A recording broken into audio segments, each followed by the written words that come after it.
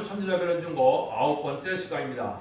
이번 다니엘서 3장과 7장을 통하여 다니엘의 세 친구에 대해서 또 4대 강국에 대해서 성도의 날에 대해서 변론해 보도록 하겠습니다. 다니엘은 하나님은 재판관이시다 이런 뜻이라고 했는데요. 천지의 대주되신 하나님께서 한 나라를 세우기를 예정하신 가운데 인간 종말에 이제는 세상이 바벨론화되어서 심판을 받게 될 때 하나님께서 신앙의 절개를 지키는 자들을 통하여 하나님의 역사를 진행하셔서 세상을 심판하고 완전한 성대 나라를 이룰 것을 얘기했는데요.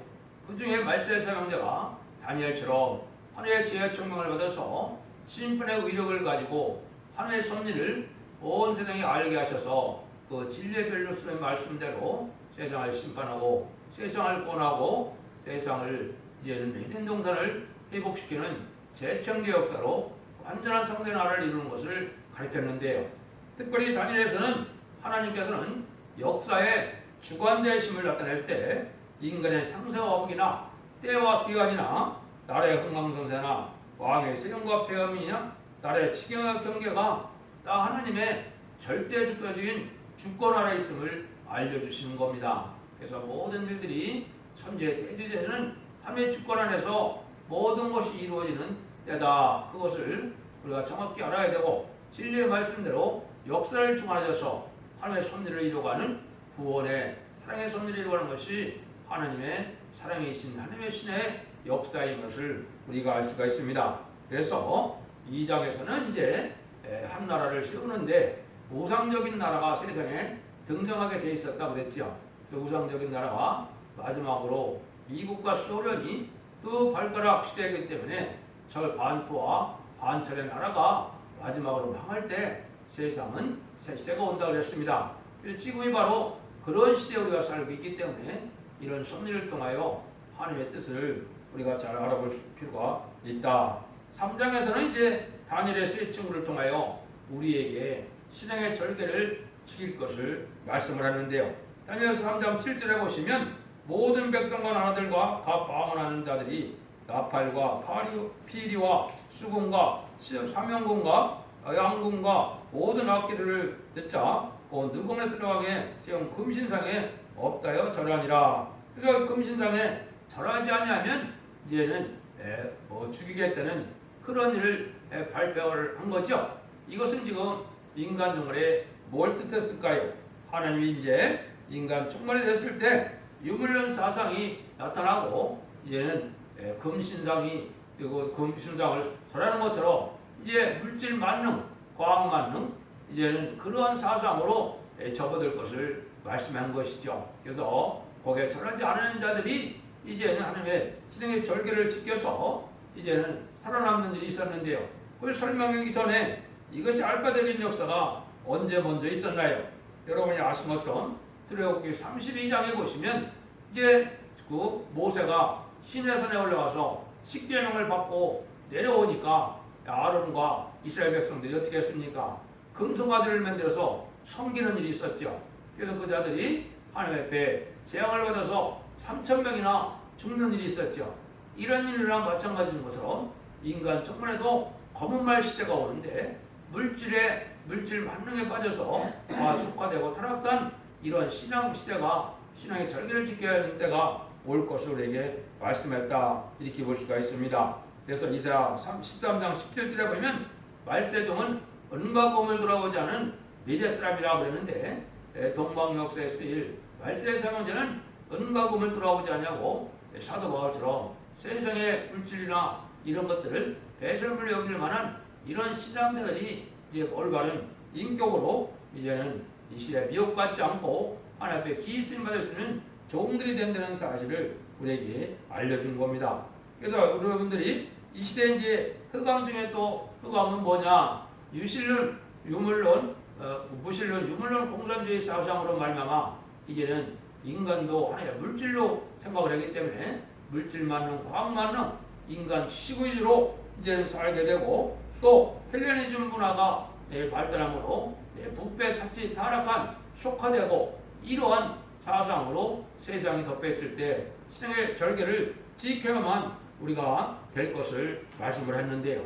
그걸 우리에게 주는 교훈이라 이렇게 볼 수가 있었죠. 그래서 이 세 친구가 얼마나 신앙의 절기를 지켰느냐, 그건 3장 16절에서 18절을 보시면 아시겠죠. 한번 봉독해 올리면 사드락과 미삭과 아벤노고가 왕에게 대답하되 느부갓네살하여 우리가 이 일에 대하여 왕에게 대답할 필요가 없나이다.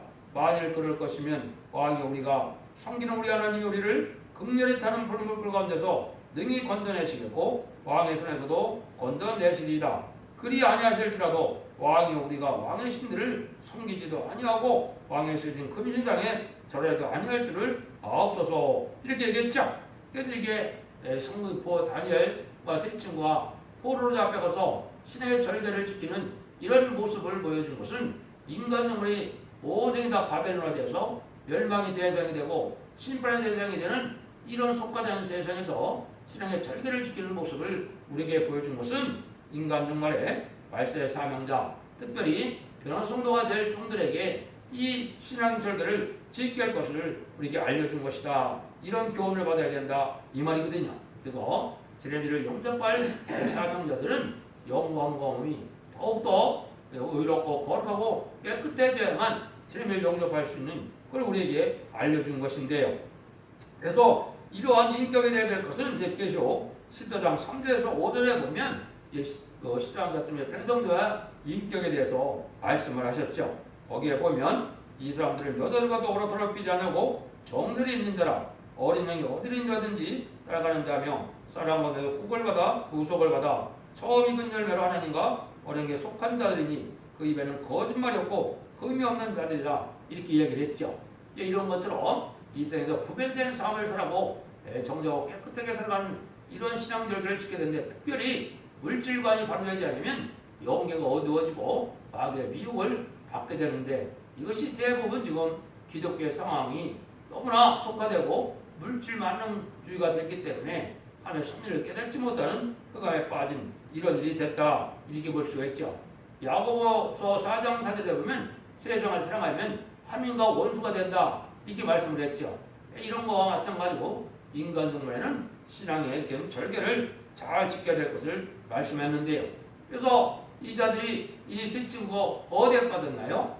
실배의 풀무불에, 극렬히 타는 풀무불에 빠뜨렸죠. 그렇지만은 머리털 하나도 상하지 않는 놀라운 기적을 보여줬죠. 이것은 인간 영혼의 무엇을 우리에게 알려줬겠나요? 이것은 인간 영혼의 신앙의 지기를 잘 지키면은 실배의 떡은 풀무불에서도 하나도 타지 않았던 것처럼 인간 영혼에는 바벨론 세상에서 1시간이면 다 불타 없어질 것이 예언이 되어 있죠. 이건 핵무기가 터져서 아마겟돈 때 다 불탈 때에도 하느님의 신앙을 절개를 지키는 자들은 전혀 보호받을 것을 보여준 일이다, 이렇게 우리가 볼 수가 있습니다. 그래서 이제는 말세의 사명자와 성도적인 종들의 이러한 신앙의 절개를 지키는 예배라고 볼 수가 있는데, 이름으로 하나님의 절대적인 보호를 받았죠. 그러고 나서 이 세 친구들은 어떻게 됐습니까? 아주 높임을 받았다, 이렇게 얘기를 하죠. 하나님을 찬양해야 하고 높임을 받았는데, 이 말세 사명자들은 그 사명을, 신앙의 절개를 지켜서 말세 사명제 사명을 감당하게 되면 세세 왕권의 축복을 받게 되는 것을 또 보여줬다, 이렇게도 볼 수 있죠. 그다음 이걸 통해서 이제 이 세상에 핵무기가 터질 날이 이제 어떻게 예언이 되어 있느냐, 여러 가지 볼 수가 있죠.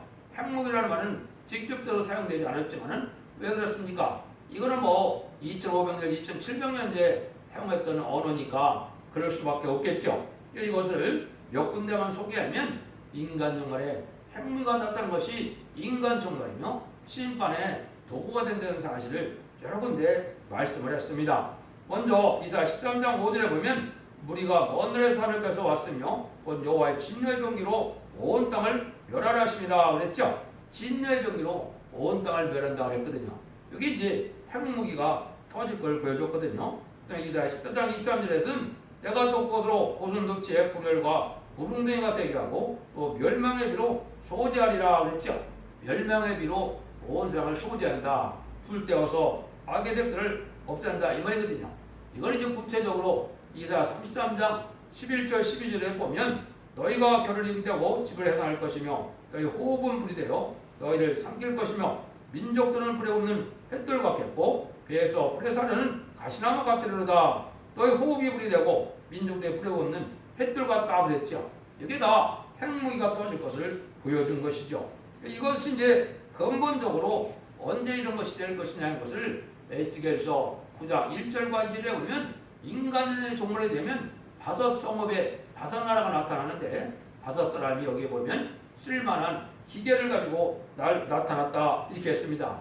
이 쓸만한 기계가 바로 핵무기인데요. 5사람은 5대 강국을 뜻했고 6사람 중인데 6사람 중에 하나는 이제는 먹그릇잔 서기관이 나타났다고 그랬죠. 이건 말세 사명자로 이제 문서운동을 통하여 하느님의 이제 복음을 말세 복음의 비밀을 알려줄 것을 얘기한 것이죠. 이것이 이제 2차 세계대전 이후에 이런 일들이 현실로 나타난 일이 된 것이죠. 이런 걸 통하여 하느님께서는 인간 종말에 어떠한 방법으로 심판할 것을 말씀을 한 것이죠. 그래서 성경으로는 우리가 2차 대전 이후에 또 한국이 독립후 또 건국한 이유가 인간 종말의 역사가 진행되는 데다 이렇게 볼 수가 있습니다. 이런 일을 통해서 우리가 교훈을 그렇게 받아야 될 것을 말씀하셨는데요. 이제 4장에서는 느부갓네살 왕이 두 번째 꿈을 꾸게 되고 다니엘이 꿈 해석을 하게 되죠. 그래서 두 번째 꿈은 이제 여러분이 아신 것처럼 큰 나무를 보여낸 꿈을 꿨죠. 그래서 큰 새들이 큰 나무인데 새들이 많이 깃들이고 이러한 저기를 봤는데 그 나무가 이제 구루더기에 남겨두고 철과 노들로 동이고 그것을 청초 가운데 있게 하라. 이래서 이제 그것이 하늘에서 이슬에 젖고 땅에 풀 가운데 짐승으로 더불어 그 분량을 갑자리라 그랬죠. 이것은 이제 큰 나무의 신상은 다니엘이 뭐라고 해서 그랬습니까? 그건 그 시대에 바벨론 왕을 뜻했다고 그랬죠. 세상에서 가장 높은 왕에 위치하는 바벨론 왕인데 그 왕이 어느 날 이 큰 나무가 이렇게 이제 묶어지고 여기에 그 풀 가운데 땅의 풀 가운데 짐승으로 더불어 있다는 것은 7대를 지난다고 그랬죠. 그 인간 종말에 마지막 한일의 때 세상의 왕들이 이제 마지막 때가 되면 이제 멸망을 당할 때가 올 것을 보여준 건데요.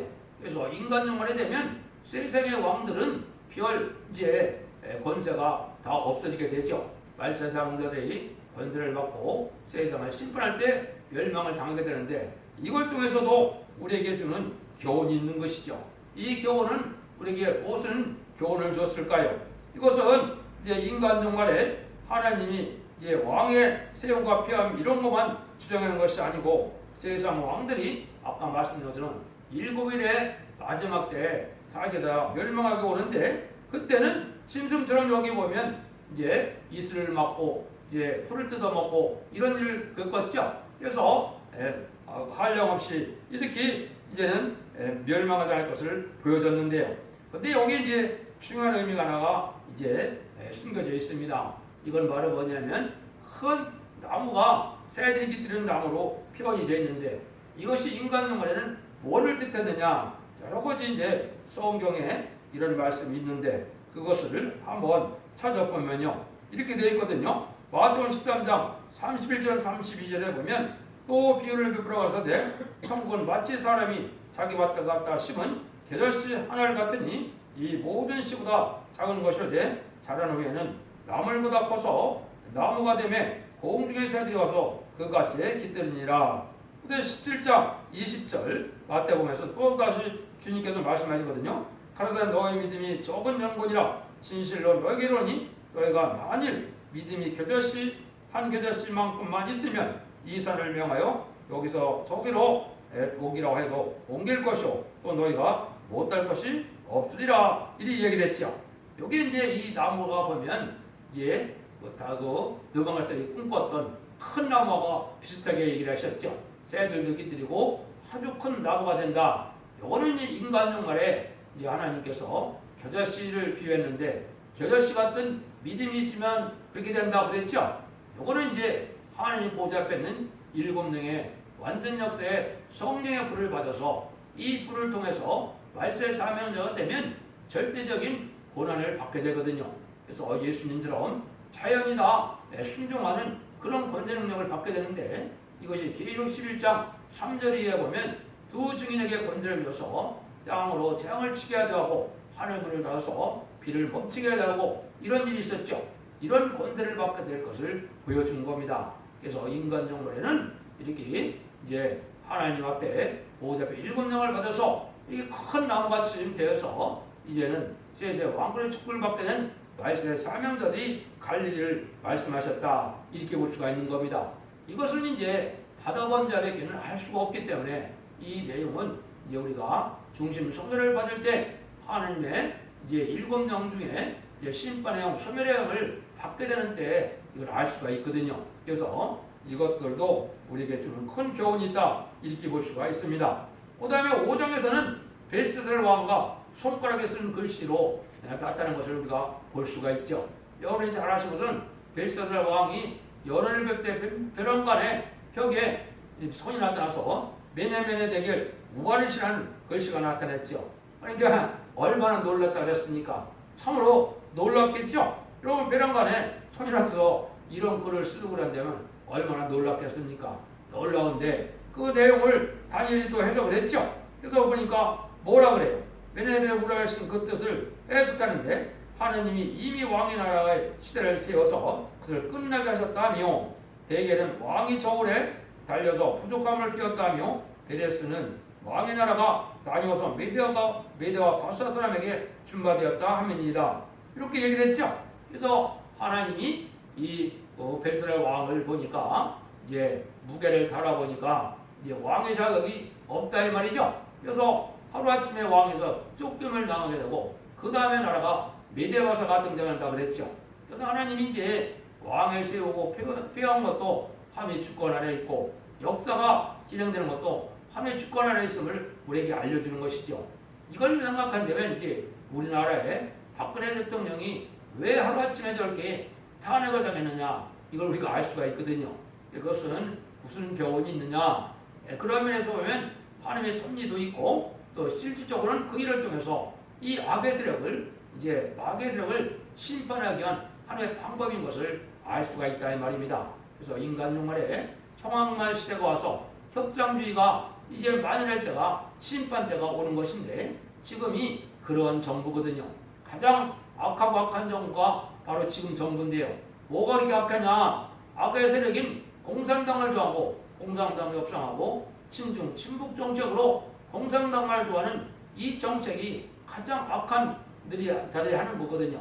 이 공산당은 단지 인간의 세력이 아니고 마귀의 세력이고 마귀의 앞잡인데, 그 세력을 좋아하고 쫓아간다는 것은 심판의 대상자가 되고 멸망의 대상자가 돼서 망할 때가 온 증거다, 이걸 우리에게 알 수가 있는 겁니다. 이런 섭리 속에 우리나라가 이제는 그러한 심판 때가 가까이 온 것을 우리에게 알려주는 교훈이 있다, 이렇게 볼 수 있습니다. 그래서 참고적으로 사무엘상 2장 3절에 보시면 심히 경험을 다시 하지 말 것이며 오만한 말을 너 입에서 내지 말지어다, 여호와는 지식하는 님이시라 행동을 달아보시느니라, 이런 얘기를 했죠. 그래서 인간용을 하나님의 참된 용으로서 말세의 사명자가 될 때는 악한 말이나 더러운 말이나 거룩하지 않은 말을 쓰지 않는 것이 이게 합당한 것입니다. 이사야 6장에서도 먼저 이사야가 가장 먼저 깨달은 게 뭡니까? 하늘의 보좌를 보고 나서 자기들이 부정함을 깨달았죠. 이거는 인간의 말씀이라는 것은 거룩한 말을 해야 될 것을 말씀했는데, 하나님이 그런 자들을 하나님이 뭘 했습니까? 지식하는데 행동을 달아보신다고 그랬죠.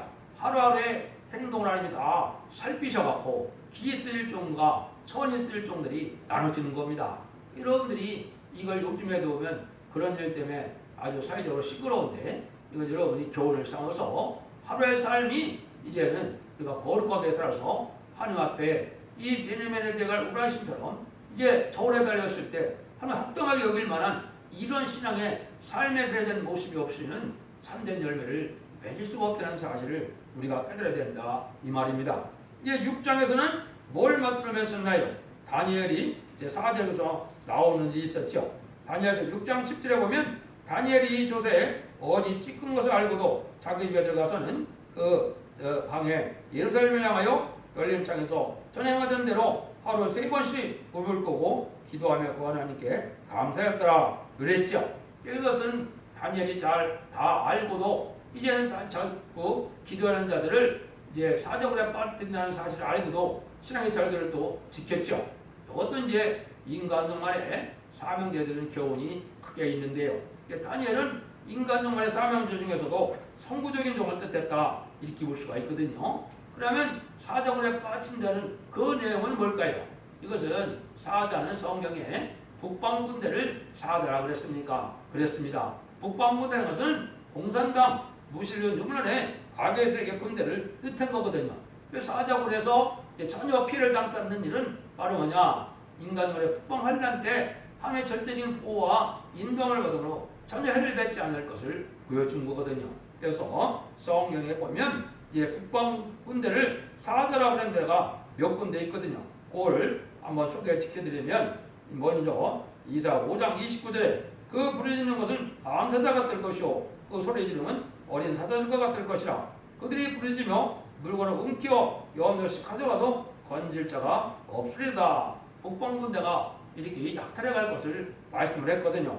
이것이 이사 30장 6절에도 보면 남방짐승에 관한 경고라. 사신들아 그 재물을 어린 나귀 등에 심고 그물을 약대 재물 안장에 얹고 암사자와 숫사자와 독사와 및 날아다니는 불뱀에 나오는 의영하고 공고한 땅을 지나 자기 무익한 민족에로 갔으나 그랬죠. 이게 북방 세력을 얘기한 거거든요. 구체적으로 또 나홈서 2장 11절 12절에 보면 이에 사자의 굴이 어디뇨 젊은 사자의 먹는 것이 어디뇨 전에는 숫사자 암사자와 그 새끼 사자와 함께 거기서 다닐 때 그것을 들게 할 자가 없었으며 숫사자가 그 새끼를 위하여 식물을 충분히 짓고 그 암사자를 위하여 무엇을 옮겨가는 취하는 것으로 그 굴에 채웠고 찢은 것을 그 구멍에 채웠었다. 이것도 이제 남북 전쟁을 통해서 북방군대가 내려오면 많은 것을 약탈할 것을 지금 예언한 거거든요. 이런 사자굴에서도 전혀 피해를 당치 않는 것처럼 이제 북방 환란이 올 때도 전혀 피해를 당치 않으려면 신앙의 절개를 지키는 이런 신앙이 필요하다. 또 사명을 위하여 죽음을 각오하고 이렇게 죽음을 목숨을 아끼지 않고 나가는 종들에게 주는 이제 하나님의 절대적인 보호가 있을 것을 말씀하셨다. 이렇게 볼 수가 있죠. 이제 7장에 보면 다니엘이 꿈을 꾸게 되죠. 다니엘이 꿈을 꾸는데 이 짐승이 나타나는 일이 있었죠.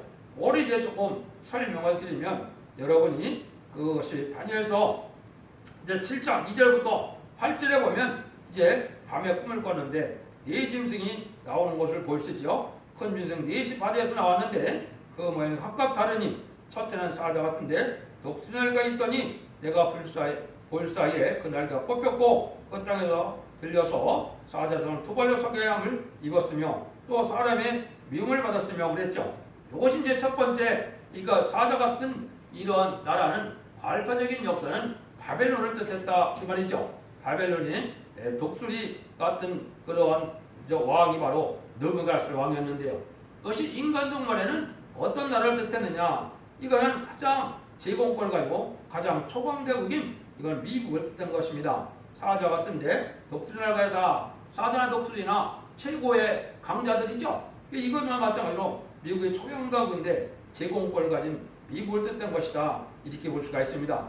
두 번째는 이제 둘째는 공고 같은데 그것이 모험병을 줬고 그다음에 이 사이에 새 갈빗들을 불렸는데 그에게 말하는 자가 있어 이르기를 일어나서 많은 고기를 먹으라 하였으며 그에 내가 또 본즉 다른 짐승 요건 이제 둘째 짐승은 공고 같다 그랬죠. 이 공고 같다는 것은 이제 바벨론 다음에 메데바사 왕이 나타날 것을 보였습니다. 가장 특징이 이제 입에 새 갈빗들을 물었는데 그때 고레스 왕이 나타나서 바벨론과 리비아와 애굽을 다 복종을 시켰거든요. 그래서 그걸 다 정복했거든요. 요걸 뜻했거든요. 이게 인간정말에는 이제 두 번째 강대국인 이제 공고 같은 나라는 영국을 뜻했는데요.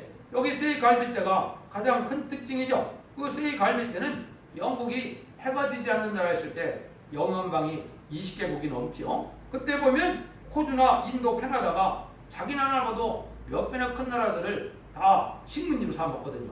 요거가 이제 새 갈빗대를 먹은 것이 되거든요. 그러니까 인간정말은 영국이 두 번째 강대국으로 나타날 것을 보여줬다. 이렇게 볼 수가 있습니다. 세 번째는 짐승, 다른 짐승고 표범과 같은 것인데 그 등에는 새 날개 넷이 있고 그 짐승에 또 머리 넷이 있어 또 권세를 받았으며 이렇게 얘기를 했거든요. 이 세 번째 나라는 뭘 뜻하느냐? 그때 당시에는 이제는 세 번째 나라는 헬라 제국을 뜻한 겁니다. 그래서 알렉산더 대왕의 절대적인 권세를 두고 나오는 나라를 뜻했는데 이것이 좀 가증한 나라거든요. 그래서 알렉산더 이후에 그 수하들이 싸움박질을 해갖고 나라가 막 나눠졌죠. 그리고 악행을 많이 저질렀거든요. 이스라엘 백성들을 못 살게 하고 제사도 못 지내고. 이것은 인간종 간에 어떤 나라를 뜻했느냐? 이것은 프랑스를 뜻했습니다. 프랑스는 표범과 같은데 표범은 아주 화려하죠. 그래서 아주 유형의 첨단 도시라는 것이 프랑스 파리인데 화려하긴 한데 좀 가증한 면이 많거든요. 일찍이 공산당을 용납을 잘하고 또 우상을 섬기는 사람들도 많고 지금도 귀신을 섬기는 사람도 많고 또 어떤 나라입니까? 정상적으로 태어나는 그런 아이보다 불륜관계에서 태어난 아이들도 많은 나라죠. 그래서 사상적으로나 이런 것들이 이 공산당을 일찍이 또 용납해서 사회주의도 많이 했었거든요. 이런 나라들이 가증한 나라가 바로 프랑스거든요. 이 사상이 좀 그런 나라인데 세 번째 나라가 이렇게 평화지 화려한 나라지만은 좀 가증한 나라가 이게 프랑스인데 그것이 세 번째 강대국인 것을 알려준 거죠. 마지막에 이제 네 번째는 무섭고 놀라우며 또 극히 강하며 또 큰 처리가 있어서 먹고 부서뜨린다 그랬는데 요거는 또 10뿔이 있다 이런 얘기를 했어요. 그때 당시에는 이제 어떤 나라를 뜻했나요? 네 번째 큰 처리를 가진 나라는 그때 로마 시대를 뜻했죠. 로마가 가장 강대국이었는데 가이사르라는 왕들이 특별히 네로 황제 때 보면 얼마나 포악했습니까? 이에 큰 천리로 모든 걸 부서뜨린다 그랬죠. 이 로마의 강대국에 절대적인 악한 정권이 들었을 것을 얘기한 거거든요. 그래서 예수님 시절도 그렇고 얼마나 로마의 압제를 많이 받았습니까? 이런 일들이 나타날 걸 얘기했는데 인간 종말에는 이게 뭘 뜻했느냐? 이게 또 네 번째 짐승은 이제는 소련을 뜻한 것입니다. 소련이 가장 포악한 나라로 등등했죠. 이제 1917년에 스탈린이 탄압해서 레닌 막스주의들이 이제는 공산주의 이론을 해서 볼셰비키 혁명을 이름으로 얼마나 악한 일을 많이 했습니까? 쌍을 많이 죽이고 전 세계 3분의 1을 공론화시키는데 불과 수십 년밖에 안 걸렸거든요.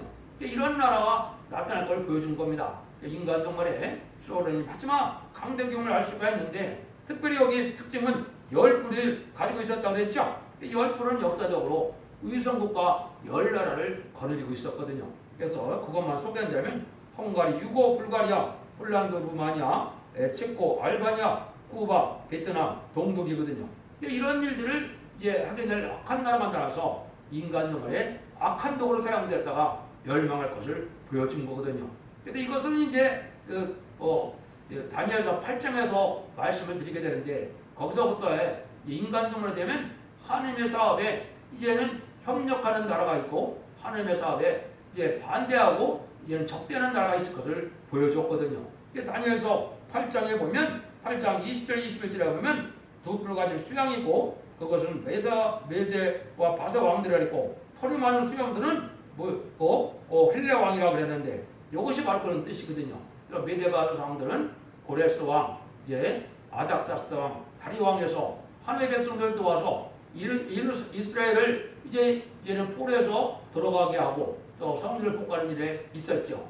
여기 이제 하나님이 함께할 종들을 뜻하는데 이게 인간 종말에는 이제 스가랴 1장에는 미공자 카펜터스라고 하는데요. 왕국원들 사명자들이 나올 것 뜻했고 이게 계시록 7장에서는 다른 전달해서 하나님의 의를 이루어서 말세상을 일궈서 세상을 심판하고 에덴 동산을 회복시키는 일을 할 말세상들을 뜻한 것이거든요. 근데 여기 악한 나라 네 나라는 바로 여기 뭐냐? 수염소와 같은 헬라 왕이다. 그래서 알렉산더 대왕 이후에 많은 핍박을 이스라엘 백성들을 핍박을 했거든요.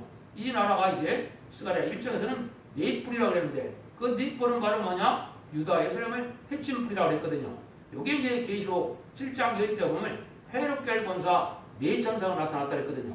이것이 이제 마지막 4대 강국이 악한 일을 하게 된다. 이건 헬레니즘 문화로 음란부패 삭제 타락한 이런 문화적인 그런 걸 해서 기독교의 대적이 됐다가 멸망할 것을 보여준 거거든요. 이런 일들이 이제 하나님의 섭리가 이루어지는 과정에 있어서 계시록에서 완전히 끝을 맺은 것을 보여주었다 이렇게 볼 수가 있습니다. 그래서 이런 일을 통해서 결국 하나님은 왕국권을 이어서 성대를 하려는 것이 목적인데 지난 시간에 제가 말씀드린 것처럼 성대를 이루는 방법은 세 가지 방법이라고 했습니다. 첫 번째는 마태복음 4장 17절에 했던 것처럼 예수님이 이제 40일 금식 후에 마귀의 시험을 받고 난 다음에 뭐라고 그럽니까? 이방의 큰 갈릴에 큰 빛이 나타났다 그랬죠. 그런 거나 마찬가지로 인간 영혼에 빛의 역사가 나타나는 일이 오는데 예수님이 마태복음 4장 17절에 그걸 설명하면서 뭐라 그럽니까? 회개하라 천국이 가까우노라 그랬죠. 여기 이제 첫 번째 회개시경으로 하나님의 백성 삼는 일을 먼저 하는 것이 지금 2000년의 기독교의 역사입니다. 두 번째는 예수님이 재림하실 때 예수님이 뭐라고 그랬나요? 이 계시록 20장 12절에 보면 내가 속히 오르니 내게 줄 상이 있다 그랬죠. 그건 보상의 방법인데 보상받을 자가 있다 이거죠. 그건 말세 사명자가 이제 사명이 14만 4천 명인데 그런 성도가 되어서 왕국권들을 하는 사명자들인데 이 자들이 아마겟돈에서 최종 승량으로 세세 왕권의 축복을 받게 되는 거거든요.